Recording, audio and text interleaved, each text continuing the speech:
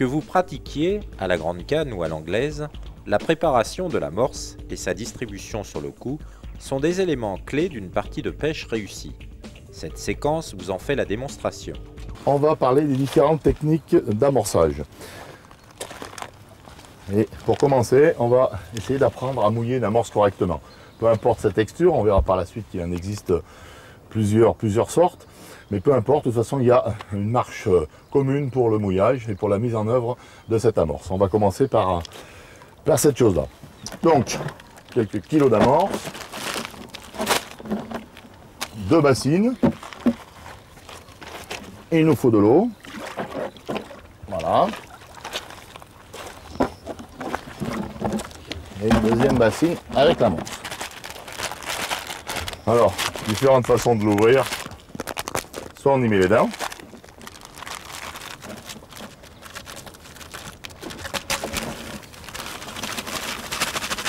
Voilà. Soit une autre solution, c'est de la taper violemment contre le bord. Voilà. On va commencer par mouiller 3 kg. Bon, alors maintenant on va passer au mouillage. Alors là, il faut faire très attention, hein. Il faut mouiller tout doucement, progressivement. Et surtout, bien mélanger. Alors on en met un petit peu, voilà. Pour que toutes les particules soient bien humidifiées. Voilà, ça paraît peut-être un petit peu long, mais c'est le gage de la réussite. Voilà, donc on met de l'eau progressivement. Là, il en manque un peu.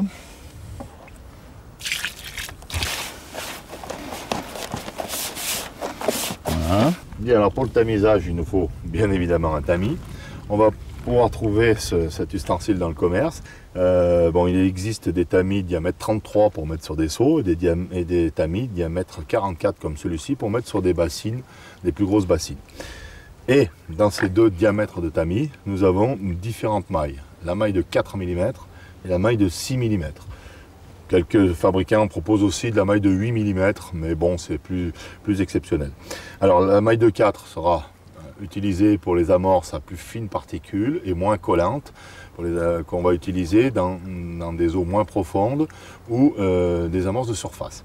Et la maille de 8 mm, de 6 mm pardon, sera utilisée pour les amorces de fond. En l'occurrence, l'exemple est une amorce de fond, une amorce de gardon pour le fond. Donc on va utiliser un tamis de maille 6 mm.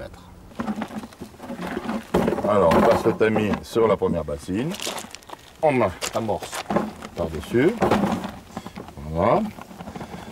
Et progressivement, on la fait passer à travers le tamis.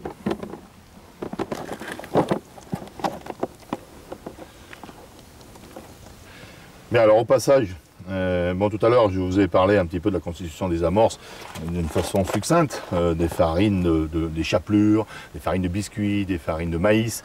Là au passage on peut s'apercevoir aussi, vous voyez ces points noirs là, ce sont des moitiés de grains de chènevis. Ces points jaunes ce sont de la semoule de maïs. Ce sont encore des ingrédients qui rentrent dans la constitution des amorces. Les poissons sont friands de ce genre de graines et ça va attirer tous les poissons sur le coup. Là on est sûr que toutes les particules après cette action de tamisage vont avoir le même degré d'humidité, donc vont travailler de la même façon quand on va les immerger. Manifestement c'est pas homogène comme structure d'amorce. Dès que l'on aura fini de tamiser, on peut voir déjà la différence, hein. Vous voyez, donc là c'est beaucoup plus vaporeux, beaucoup plus homogène et on n'a plus ces grumeaux. Donc ça c'est très important. Les amorces à très grosses particules vont mettre plus longtemps à gonfler, donc il faudra les tamiser une première fois, les remouiller, les relaisser gonfler et les tamiser une seconde fois. Ça c'est très important, j'insiste sur le tamisage. Donc au départ les particules passent et ensuite il reste ces fameux grumeaux. Et c'est cela qu'on veut faire qu'on veut casser, qu'on veut rendre comme l'ensemble de l'amorce. Sinon, bien évidemment, ceux-là vont travailler pas de la même façon si on laissait l'amorce comme ça. Donc ça, c'est ça qu'il faut éviter. Alors voilà l'amorce finie. Là, c'est très net, on voit plus aucun grumeau. On voit que l'amorce est très vaporeuse. Toutes les particules sont humidifiées de la même façon. Alors, bien que ça semble très vaporeux, si hop, on serre et on a bloqué la boule. Par contre, quand elle va être dans l'eau, elle va se déliter facilement. Alors, plus ou moins rapidement, suivant le degré de collage de l'amorce. Alors, on introduira ce critère tout à l'heure. Donc, les amorces plus ou moins collantes vont être utilisées suivant la profondeur des eaux que l'on va pêcher et suivant le courant que l'on va rencontrer si on pêche en rivière. Évident que plus l'eau sera profonde ou plus il y aura de courant, plus on utilisera une amorce collante et lourde pour qu'elle travaille mieux sur le fond. Et moins, inversement, moins il y aura de fond, plus on s'intéressera aux poissons de surface, plus on aura une amorce légère et peu collante qui va travailler immédiatement. Voilà, alors en l'occurrence, on va peut-être faire déjà un premier essai pour faire voir quelle est cette notion de travail de l'amorce. Hein, donc, on va simuler une boule que l'on serre environ 2-3 fois et on va regarder un petit peu ce que ça donne.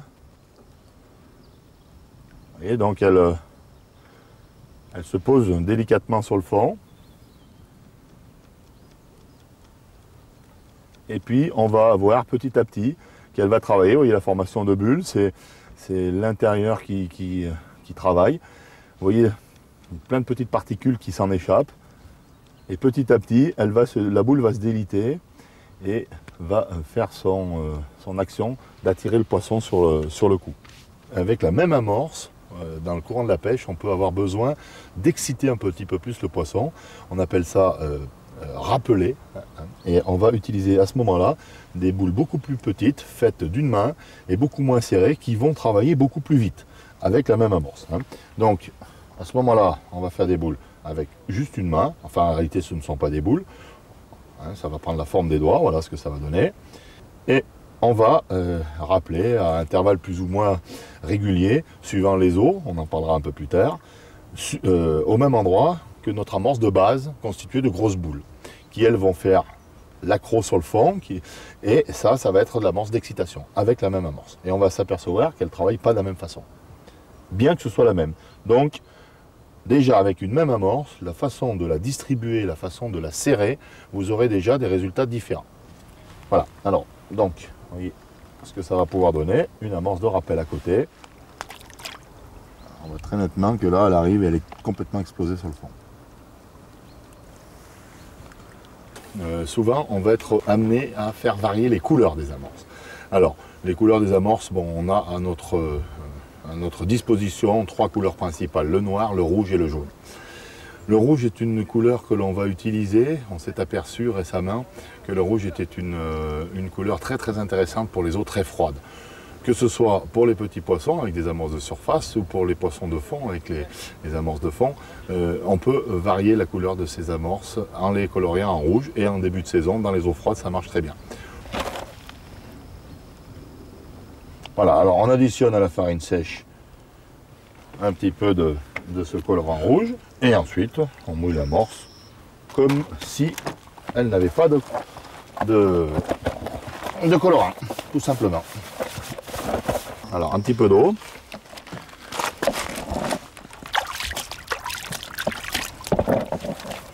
On s'aperçoit tout de suite que le rouge vif, un peu impressionnant, on dirait du sang.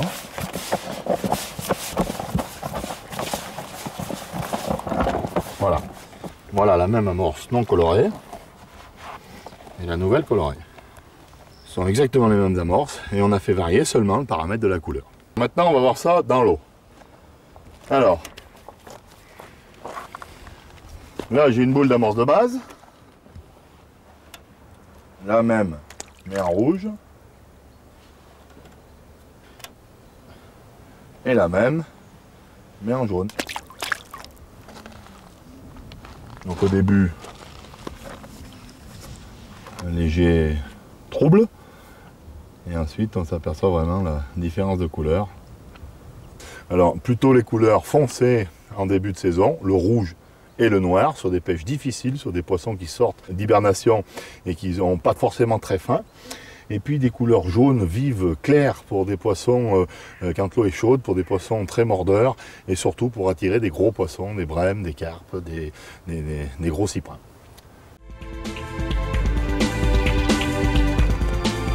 Dans les techniques d'amorçage, hormis la conception de l'amorce, il y a aussi la façon de la distribuer dans l'eau tout au long de la partie de pêche. C'est ce que je m'apprête à vous démontrer. Je vais m'installer ici et on va parler de la distribution de l'amorce sur le poste de l'eau tout au long de la partie de pêche.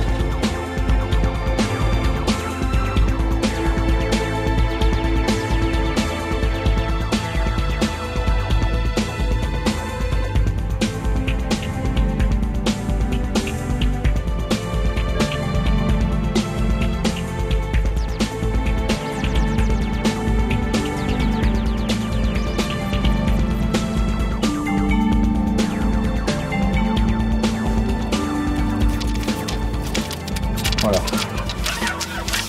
Alors, première chose très importante, si on met de l'amorce dans l'eau, c'est pour essayer de rassembler les poissons. Donc il faut toujours être à tout moment capable de retrouver l'endroit exact où l'amorce a été posée. Alors, pour être très précis, il faut qu'on ait un repère. D'abord pour concentrer le poisson sur l'amorce et ensuite pour pouvoir être à tout moment capable, quand on va faire un amorçage de rappel, de rejeter des petites boules d'amorce au même endroit qu'on a jeté l'amorce de base. Donc la distance de pêche va être déterminée par la longueur de la canne et l'orientation va être déterminée par un repère fixe que vous allez prendre en face. Bien évidemment, ne prenez pas une voiture ou un bateau ou un sac plastique qui risque de bouger et là on perdrait l'effet de notre repère. Mais par exemple là, j'ai pris le petit tas de terre que vous avez en face. Et on va mettre la pointe de la canne au niveau de ce repère. Donc je vais mettre mon amorçage de base à la pointe de la canne et ensuite mon rappel d'excitation tout au long de la partie de pêche. Je pourrais le mettre toujours au même endroit. Bien, alors, d'abord l'amorçage préalable. Là, en l'occurrence, dans un étang, on va utiliser une amorce de fond et on va faire un amorçage de base avec 4 ou 5 boules grosses comme une orange, relativement serrées, qui vont faire le premier amorçage de base. Ensuite, on va commencer la pêche et progressivement, à peu près au bout d'une heure de pêche, on va faire un amorçage d'excitation sous forme de petites boulettes moins serrées de rappel. Voilà. Alors l'amorçage de base, rien de plus simple. Donc on a notre repère qu'on a défini tout à l'heure par l'intermédiaire de la canne, de la longueur de la canne et d'un repère en face. Je vais faire 4 ou 5 boules. Et ensuite, on va essayer d'être le plus précis possible.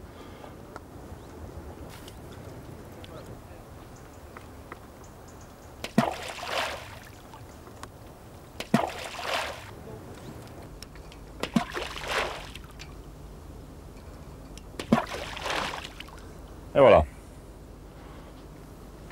Donc ça, c'était l'amorçage de base.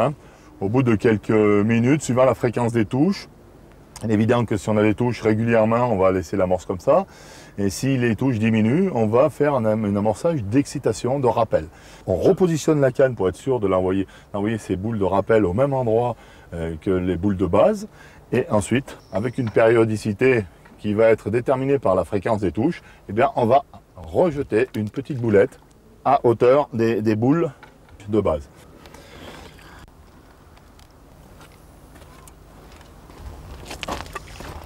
Il est évident que si les poissons se réinstallent sur le coup volontiers et qu'on a de nouveau des touches très régulièrement, on va espacer ces petites boules de rappel. Par contre, si le poisson tarde à revenir, on va augmenter la fréquence de ces petites boules de rappel jusqu'à une toutes les 5 minutes, pourquoi pas, jusqu'à ce que le poisson revienne sur le poste. Voilà. Mais le tout, bien sûr, avec toujours la même amorce que celle que l'on a mis à la base pour faire l'amorçage de fond. Donc là, en résumé, ce principe, c'est quasiment le principe de base, le principe fondamental de la pêche. Mais ce système d'amorçage, on peut le pratiquer dans un plan d'eau avec 1 mètre de fond, on peut le pratiquer dans un plan d'eau avec 4 ou 5 mètres de fond, comme on peut le pratiquer aussi en rivière. La seule notion qui va changer, il est évident que si on pratique ce genre de pêche-là dans une rivière, on va avoir une amorce beaucoup plus lourde et à ce moment-là, on va y adjoindre de la terre au moment de sa fabrication. Voilà le seul paramètre qui va changer, c'est-à-dire la consistance de l'amorce. Mais par contre, la conjonction d'une amorce de base avec 4 à 5 boules et ensuite d'une amorce de rappel, c'est une formule qui va marcher partout.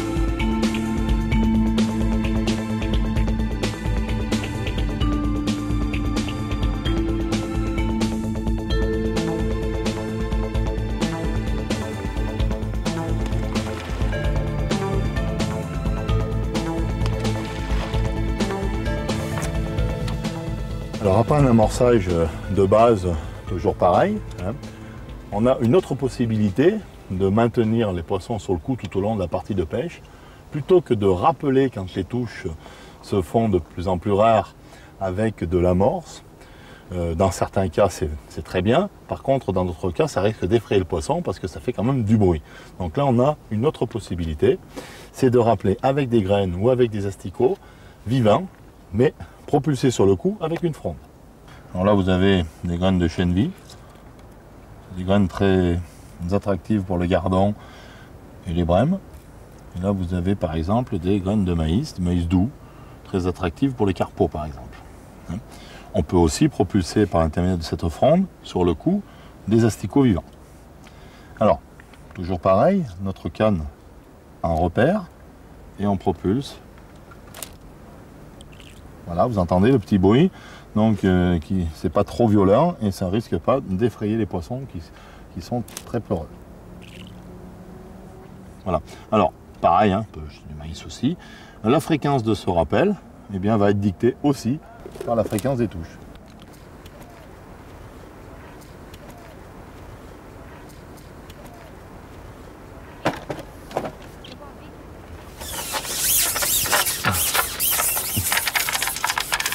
Voilà. Alors, après, il y a une autre possibilité. Bon, là, c'était dans le cas où on pêche à la canne. On peut aussi pêcher à l'anglaise, à des distances beaucoup plus importantes. À ce moment-là, on ne peut pas jeter l'amorce, que ce soit l'amorce préalable, l'amorçage préalable, ou que ce soit l'amorçage d'excitation, on ne peut pas le jeter à la main. Parce que là, on va pêcher entre 20, 25, voire même plus du bord. Donc, c'est pas possible de jeter à la main. Donc là, on va utiliser une fronde beaucoup plus grosse, avec des élastiques un peu plus gros. Et plutôt que de faire un amorçage, comme à la canne, un amorçage avec des grosses boules au départ et des toutes petites boules au rappel, on va faire un amorçage continu avec des boules moyennes. Hein, une dizaine, une quinzaine au départ, et ensuite le rappel avec les boules de la même grosseur. Bien, alors, donc, pour ce faire, on va mettre l'amorce du bon côté de sa main. En l'occurrence, je suis droitier, donc je vais la mettre là, voilà. Et ensuite, on va confectionner une dizaine de petites boules. Et là, il ne va pas y avoir de différence entre la grosseur des boules d'amorçage et les boules de rappel par la suite dans la partie de pêche. Il faut impérativement que les boules gardent toujours le même poids, que ce soit pour l'amorçage de base ou l'amorçage de rappel. Sinon, on ne va pas arriver à les mettre tout au même endroit. Donc la seule différence, c'est que pour l'amorçage de base, on va acheter 10-15 petites boulettes comme ça tout de suite. Et puis pour le rappel, par contre, on n'en jettera qu'une à la fois. Exactement comme à la canne pour le rappel. Voilà. Donc si on ne fait pas varier la tension de l'élastique et le poids de la boule, on devrait, avec l'expérience, tomber à peu près toujours au même endroit. Et pour l'orientation, ben, comme tout à l'heure à la canne, on va choisir un arbre par exemple et on va toujours viser cet arbre-là. On a à l'anglaise moins besoin d'être aussi précis qu'à la canne. Parce que lors du lancer de la ligne, elle ne sera elle non plus pas toujours exactement au même endroit. Donc on va amorcer un petit peu plus large.